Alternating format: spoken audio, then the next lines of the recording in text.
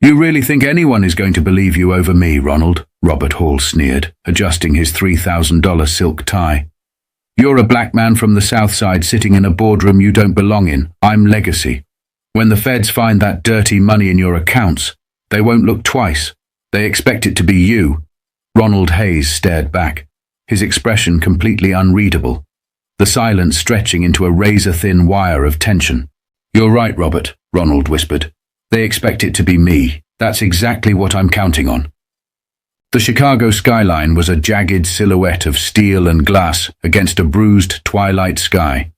Inside the monolithic headquarters of Vanguard Logistics, 50 floors above the sprawling grid of the city, Robert Hall was orchestrating a masterpiece of deception. Robert was the senior vice president of operations, a man born with a silver spoon so deeply lodged in his mouth it had tarnished his soul. He was the kind of corporate predator who viewed human beings as line items on a spreadsheet, expendable and easily erased. But recently, Robert had a massive problem. $30 million missing from Vanguard's offshore accounts, laundered cleanly through phantom freight shipments to cover his immense gambling debts and his illicit partnerships with the local Chicago syndicate. The Financial Crimes Enforcement Network, FinCEN, was sniffing around. Audits were imminent. Robert needed a scapegoat, and he needed one fast. He needed someone with access, someone whose sudden downfall would neatly tie up all the loose ends without casting a single shadow on the executive suite. Enter Ronald Hayes. Ronald was the director of Global Freight, a brilliant, meticulous man who had clawed his way up from the gritty streets of Chicago's Englewood neighborhood to the pristine corporate apex of Vanguard. He was everything Robert was not, principled, self-made, and exhaustively thorough. Ronald possessed an MBA from Northwestern, earned through late nights and sheer, unrelenting grit. He was a pillar in his community, a mentor to young black men, and unfortunately for him, the perfect profile for Robert's trap. It's a masterstroke, really, Robert murmured to himself, swirling a glass of Macallan 25 in his corner office. He looked at the forged documents spread across his mahogany desk. For weeks, Robert and a handful of corrupt cronies in the IT department had been meticulously routing the digital footprints of the laundered money directly to IP addresses associated with Ronald's office terminal. They had opened offshore shell companies in the Cayman Islands, naming Ronald as the primary beneficiary using forged signatures and stolen biometric data. Robert's logic was steeped in a vile, arrogant prejudice. He calculated that the authorities, the media, and the corporate board would easily digest the narrative of a black executive who got greedy. It's the story they want to believe, Robert thought with a dark smirk. The local boy who made good, but couldn't leave the hustle behind. Down the hall, Ronald Hayes sat at his desk, his eyes scanning the latest freight manifests. For weeks, he had noticed terrifying anomalies. Entire fleets of cargo ships logging port entries that didn't match their GPS tracking. Millions of dollars allocated to holding companies that simply didn't exist. When he first brought the discrepancies to Robert's attention, the senior VP had brushed it off as a software glitch. But Ronald was no fool. He had dug deeper, quietly downloading the encrypted ledgers onto a secure drive. Ronald knew he was standing on a landmine. He just didn't realize how close Robert's finger was to the detonator. That Friday evening, Robert initiated the final phase of his plan. He anonymously leaked the forged financial dossiers to a contact at the district attorney's office, a prosecutor known for prioritizing swift, high-profile convictions over actual justice. The dossier painted Ronald as the architect of the largest corporate embezzlement scheme in Vanguard's history. It included doctored emails, fabricated offshore wire transfers, and a fake paper trail linking Ronald to the criminal underworld. As Ronald packed up his briefcase that night, completely unaware of the digital guillotine suspended above his neck, Robert watched him leave from the glass reflections of his office window. Robert picked up his cell phone, dialing a burner number. "It's done," Robert said, his voice a low, venomous hum. "The file is with the DA. They're going to raid his house on Monday morning. Make sure the extra evidence is planted in his study before they breach the door." "Understood, Mr. Hall," a gruff voice replied. Robert hung up, a wide, predatory smile stretching across his face. He felt invincible. He had built an airtight cage around Ronald Hayes, locking him in a narrative from which he could never escape. He was framing the exact wrong man, assuming Ronald was just a helpless pawn on a chessboard. What Robert Hall failed to realize, however, was that the game wasn't chess. It was a snare, and Robert had just eagerly stepped both feet into the center of it. Monday morning arrived with the violent, shattering sound of splintering wood.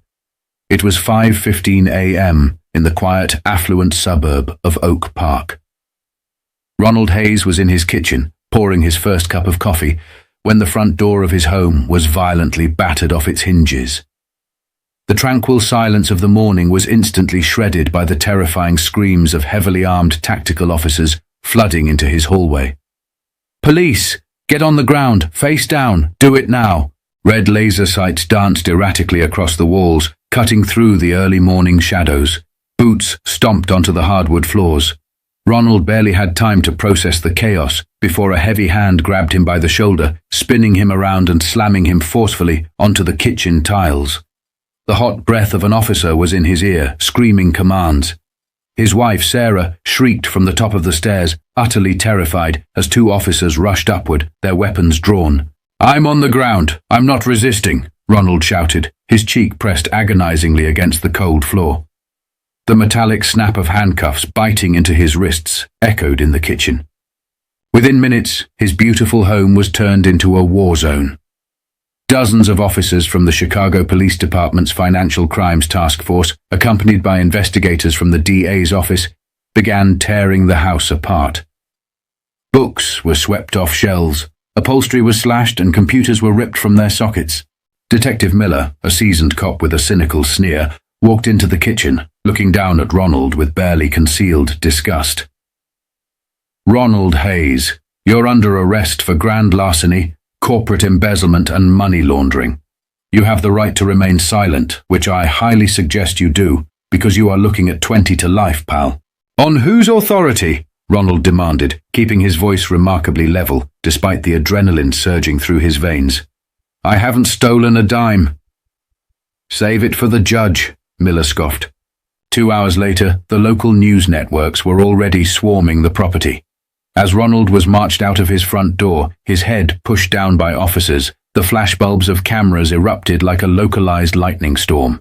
The chyron on the morning news broadcasts read, "Vanguard. Executive. Arrested. In $30 million.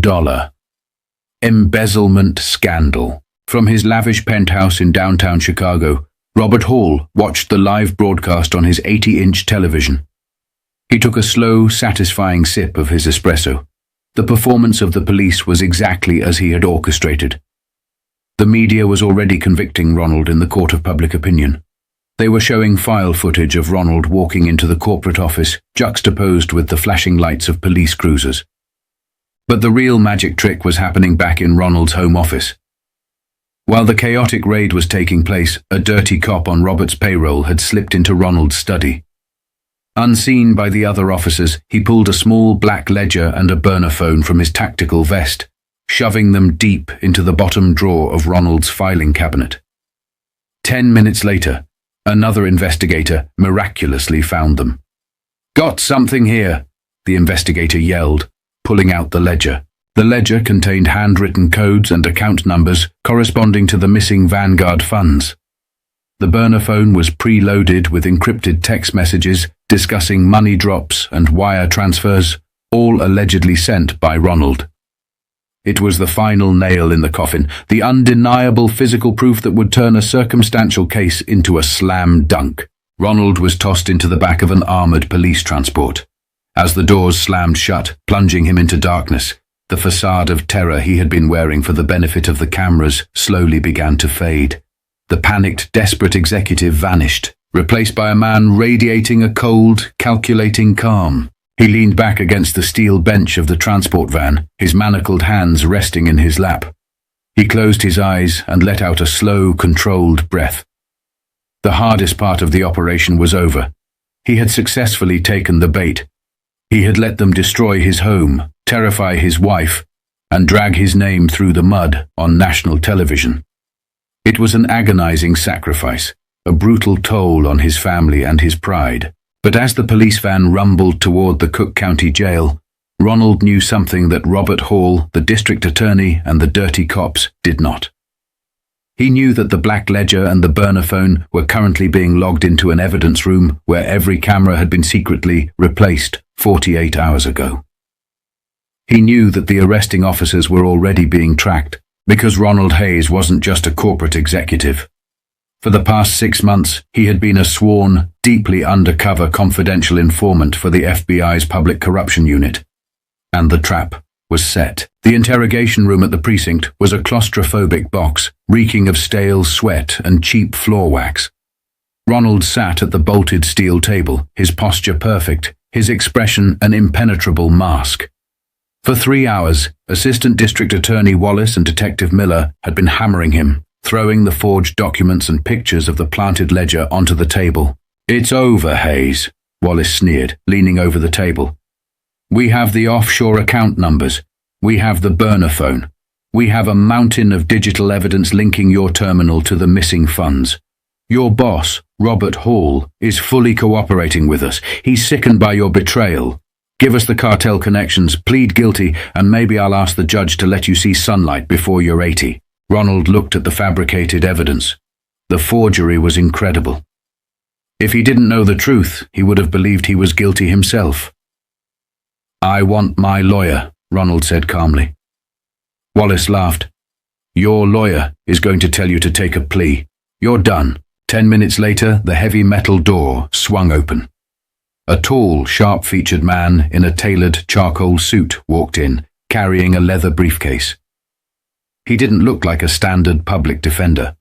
He exuded an aura of absolute, terrifying authority. "I am Marcus Vance," the man said, his voice a low, commanding baritone. "I am Mr. Hayes's legal counsel. Gentlemen, you are to leave this room immediately. This interview is concluded." Ada Wallace scoffed. "You can have 5 minutes, counselor, before we formally book him." Vance reached into his breast pocket and pulled out a slim leather wallet, flipping it open to reveal a gold shield. "Special Agent Marcus Vance, Federal Bureau of Investigation, Public Corruption and Organized Crime Task Force, out of the Dirksen Federal Building. This is now a federal hold. Clear the room, Wallace, before I arrest you for interfering with a federal investigation." The blood completely drained from Wallace's face. Detective Miller took a stunned step back. Without another word, the 2 local officials practically stumbled out of the room, slamming the door behind them. Vance locked the door, turned to the mirror, knowing it was off, and let out a heavy sigh. He pulled a specialized electronic sweeper from his briefcase, running it over the table and the walls to ensure the room wasn't bugged.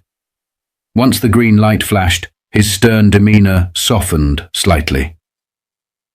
He walked over and unlocked Ronald's handcuffs. "Are you okay, Ronald?"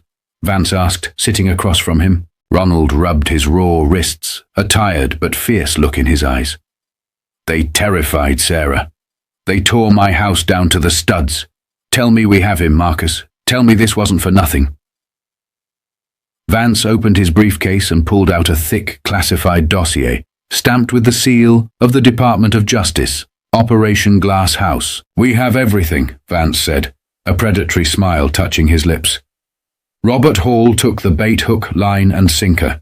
When you came to us 6 months ago with those encrypted ledgers, we knew Hall was laundering money, but we couldn't prove he was doing it intentionally without catching him in the act of a cover-up.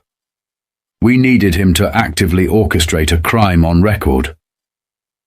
And framing me was that crime," Ronald said grimly. "Exactly," Vance nodded. "Because you allowed yourself to be the target, Hall got careless. The dirty cop who planted the ledger in your house? We have him on hidden 4K video from a camera we installed in your smoke detector last week. The burner phone? Hall bought it himself at a kiosk in the Loop. We have the credit card receipt and the CCTV footage of him holding it. We've been monitoring every single wiretap, every email, and every meeting he's had with the DA." Ronald leaned forward. "So we arrest him now?" "No," Vance said, his eyes turning cold. If we arrest him now, his high-priced lawyers will claim the cops acted independently. They'll spin a narrative, delay for years, and he might slip away. We want Hall to bleed. We want to dismantle his entire network, including the corrupt officials in the DA's office who happily expedited this fraudulent case just to put another black man in prison. So what's the play? We go to trial, Vance said smoothly. We let the DA indict you. We let Robert Hall take the witness stand in a court of law. We let him raise his right hand, swear an oath to God, and commit blatant, undeniable perjury on the public record. Once he officially testifies and submits the forged documents as evidence under oath, we lock the courtroom doors. Ronald felt a shiver of adrenaline course through him. It was a terrifying gamble. If the FBI's timing was off by even a fraction, Ronald could go to prison. But he thought of Robert Hall's arrogant smirk, the way Hall had looked at him like he was nothing more than an expendable piece of trash. He thought of the decades of systemic corruption that allowed men like Hall to ruin lives without a second thought. Okay, Ronald said, his voice hardening into steel. Let's give him a show. Let's let Robert Hall dig his own grave and I'll hand him the shovel. 4 months later, the George N. Layton Criminal Court building was an absolute zoo. The media had whipped the public into a frenzy over the Vanguard Logistics embezzlement trial. To the outside world, Ronald Hayes was a pariah, a symbol of corporate greed who had betrayed his community and his company. Inside courtroom 402, the atmosphere was thick with tension. Judge Elena Rostova, a no-nonsense jurist with a gavel made of iron, presided over the packed room. At the prosecution table, Ada Wallace strutted like a peacock, confident that this high-profile conviction would catapult him to a political career. At the defense table sat Ronald Hayes, dressed impeccably in a navy blue suit, exuding an unnatural stoic calm. Beside him sat Sarah Jenkins, an elite federal defense attorney specifically brought in by the FBI to play the role of his private counsel. To the naked eye, the defense looked utterly defeated.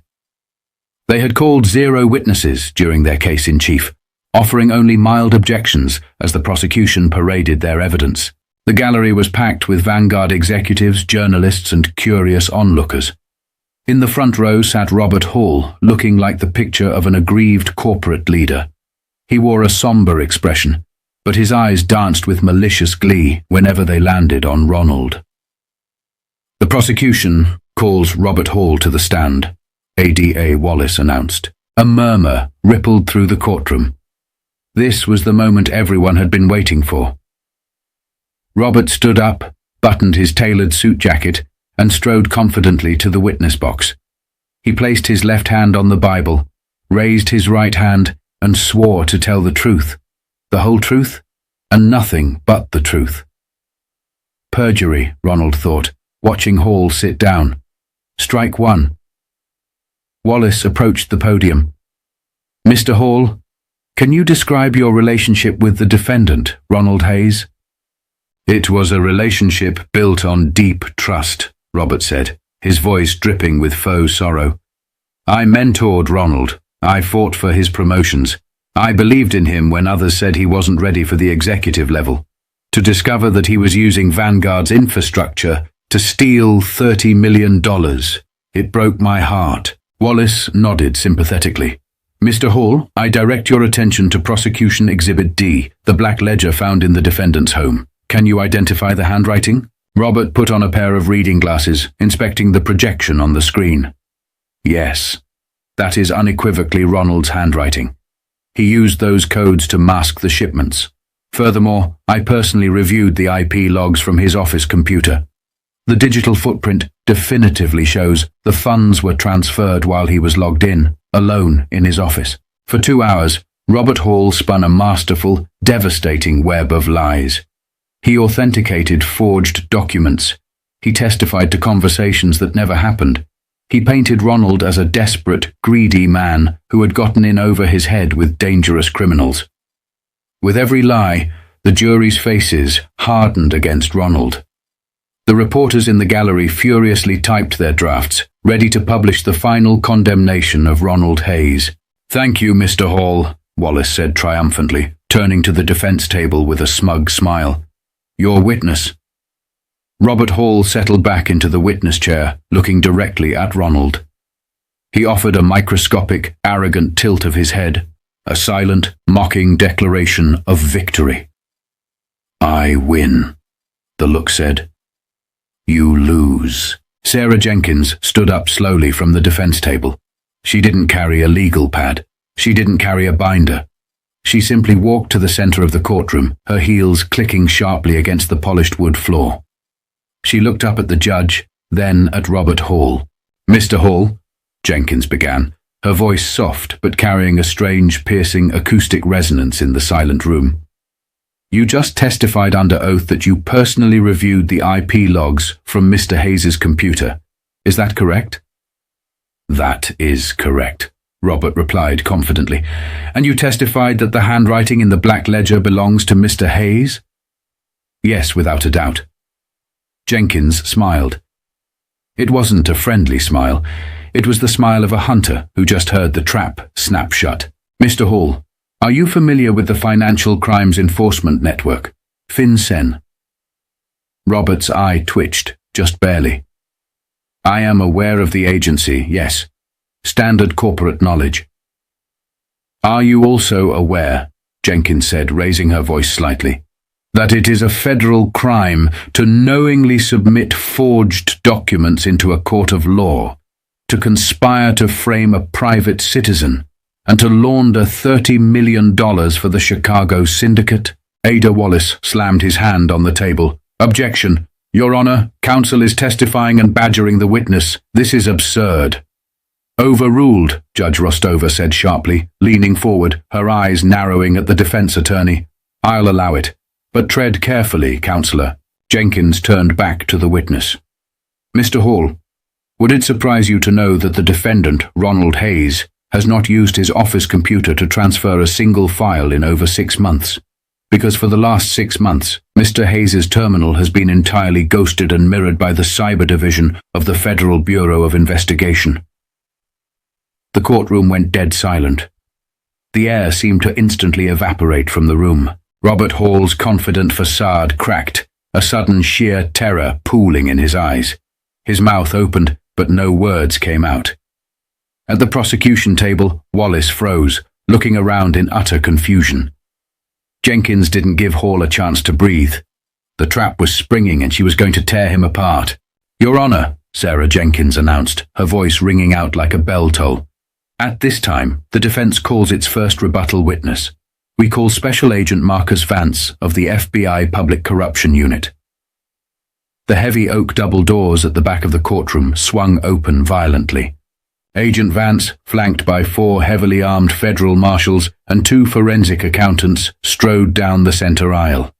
The gallery erupted into chaotic whispering. Reporters stood up, craning their necks. ADA Wallace looked like he was going to vomit. Robert Hall gripped the edges of the witness stand, his knuckles turning pure white. He looked at Ronald Hayes. Ronald wasn't looking down anymore. He was staring right back at Robert, his eyes burning with the furious fire of a man who had survived hell just to bring the devil down with him. Vance took the stand, flashing his federal credentials to the stunned jury. "Agent Vance," Jenkins said, stepping to the podium, "can you explain the nature of your relationship with the defendant, Ronald Hayes?" "Ronald Hayes is a sworn, Tier 1 undercover confidential informant for the FBI," Vance stated clearly, his voice echoing off the high ceilings. "6 months ago, he brought evidence of massive corporate embezzlement to our field office. Working under our direct supervision, Mr. Hayes deliberately allowed himself to be the target of a framing conspiracy orchestrated by the man sitting at the defense table, Robert Hall." "Objection! This is a fabrication," Wallace screamed, his career flashing before his eyes. "Sit down, Mr. Wallace," Judge Rostova roared, banging her gavel so hard the wood chipped. "I want to hear every word of this. Proceed, Agent Vance." Jenkins turned on the courtroom projector. Instead of the prosecution's forged documents, a high-definition video filled the screen. It was a feed from a hidden camera. The angle was looking down from a ceiling smoke detector. The video clearly showed Detective Miller, the lead investigator who arrested Ronald, sneaking into Ronald's study, pulling the black ledger out of his vest and shoving it into the filing cabinet. The timestamp proved it was precisely 10 minutes before the official search team found it. The jury gasped. Several jurors covered their mouths in shock. "Agent Vance, what are we watching?" Jenkins asked. "You are watching a corrupt Chicago police officer, currently on the payroll of Robert Hall, planting fabricated evidence in my informant's home," Vance testified coldly. "And the burner phone?" Jenkins pressed. The screen flipped to CCTV footage from a downtown electronics kiosk. The video clearly showed Robert Hall handing a clerk a stack of cash in exchange for the exact burner phone entered into evidence. "We have the serial numbers matching the device purchased by Mr. Hall on camera to the device found in Mr. Hayes' home," Vance confirmed. Robert Hall was visibly shaking now. Sweat poured down his forehead, ruining his expensive collar. He looked at the gallery, desperately seeking an exit, but federal marshals had already quietly moved to block every door in the courtroom. "Finally, Agent Vance," Jenkins said, pulling out a small USB drive. "Can you tell the court about the $30 million? "We tracked the IP addresses used to move the money," Vance explained, turning to the jury. "While the logs were spoofed to look like they came from Mr. Hayes' terminal, our cyber team traced the origin ping. The transfers were executed from a private encrypted laptop located in the penthouse apartment of Robert Hall. Furthermore, we executed a covert FISA-authorized wiretap on Mr. Hall's cell phone." Jenkins clicked a button on her remote. An audio recording began to play through the courtroom speakers. It was Robert Hall's voice, crisp and arrogant, recorded just hours before Ronald's arrest. Audio playback. "It's done. The file is with the DA. They're going to raid his house on Monday morning. Make sure the extra evidence is planted in his study before they breach the door. It's the perfect setup. They'll see a black guy with sudden money and stop asking questions. He's taking the fall for all of it." The recording clicked off. The silence that followed was apocalyptic. The jury stared at Robert Hall with absolute, unadulterated revulsion. The racism, the corruption, the sheer malevolence of his actions were laid bare for the entire world to see. Robert was completely destroyed. The narrative he had so carefully crafted had turned into a steel trap, and it had snapped directly on his neck. "Your Honor," Jenkins said, turning to the bench. "The defense moves for an immediate dismissal of all charges against Ronald Hayes with extreme prejudice, and we ask the court to hold the witness, Robert Hall, for federal authorities." Judge Rostova looked at Robert Hall, her eyes ablaze with judicial fury. "Mr. Hall, you have made a mockery of this court. You have weaponized the justice system to destroy an innocent man's life." She slammed her gavel. "Case dismissed. All charges against Ronald Hayes are dropped." Before the gallery could even cheer, Agent Vance stood up from the witness stand, pulled a pair of heavy steel handcuffs from his belt, and walked directly toward Robert Hall. "Robert Hall," Agent Vance boomed, his voice cutting through the rising chaos of the courtroom. "You are under arrest by the Federal Bureau of Investigation for perjury, obstruction of justice, evidence tampering, wire fraud, and racketeering. Put your hands behind your back." Robert Hall stumbled backward out of the witness box, his legs giving out. "This is a mistake. You can't do this. Do you know who I am? Do you know who my family is?" "I don't care if you're the King of England," Vance said, grabbing Hall by the shoulder, spinning him around violently, and slamming him face first onto the wooden railing of the jury box. The distinct, sharp click-clack of the handcuffs locking around Hall's wrists sounded like a cannon shot in the room. Adair Wallace was slumped in his chair, head in his hands, knowing his career was entirely over, and a federal indictment of his own was likely arriving by the afternoon. Detective Miller, who had been standing in the back of the courtroom, tried to bolt for the door, but 2 U.S. Marshals tackled him to the marble floor, cuffing him instantly. The courtroom erupted. The media practically trampled each other trying to get out the doors to broadcast the most insane legal twist in Chicago history. The very man paraded as the star witness and grieving victim had just been arrested on the stand, exposed as the mastermind of the entire criminal enterprise. Ronald Hayes remained seated at the defense table. He didn't cheer. He didn't smile. He simply let out a long, shuddering breath, feeling the crushing weight of the last 6 months finally lift off his shoulders. The sleepless nights, the terror in his wife's eyes. The public humiliation. It was over. He had walked through the fire, and he had burned his enemies to the ground. Sarah Jenkins placed a gentle hand on his shoulder. "You did it, Ronald. You held the line." Ronald stood up, buttoning his jacket. He walked past the prosecution table, stepping right into the path of Robert Hall as Agent Vance was dragging the disgraced executive toward the side exit. Robert looked up at Ronald. His expensive suit was wrinkled, his hair disheveled. The arrogant, untouchable corporate predator was gone, replaced by a broken, terrified criminal facing decades in a federal penitentiary. "You set me up," Robert hissed, tears of humiliation stinging his eyes. "You ruined my life." Ronald looked down at him, his expression cold and unforgiving. "No, Robert, I just gave you the rope. You tied the noose and jumped all by yourself. You thought my life was expendable. You thought my skin color made me the perfect target. You were wrong." Ronald leaned in closer, his voice dropping to a whisper meant only for Hall. "Enjoy federal prison. I hear they don't care about legacy in there." Vance yanked Hall forward, dragging the weeping, broken man out of the courtroom. The perp walk that Hall had designed for Ronald was now his own reality. As Hall was dragged out into the courthouse hallway, the very same flashbulbs and cameras that had demonized Ronald now assaulted Hall, broadcasting his utter destruction to the world. Within 48 hours, the hammer of hard karma struck with merciless precision. Vanguard Logistics Board of Directors fired Hall immediately, stripping him of his stock options and pensions. The federal government seized all of his assets, his penthouse, his cars, and his offshore accounts under the RICO Act. His wife filed for divorce, taking whatever legal scraps were left.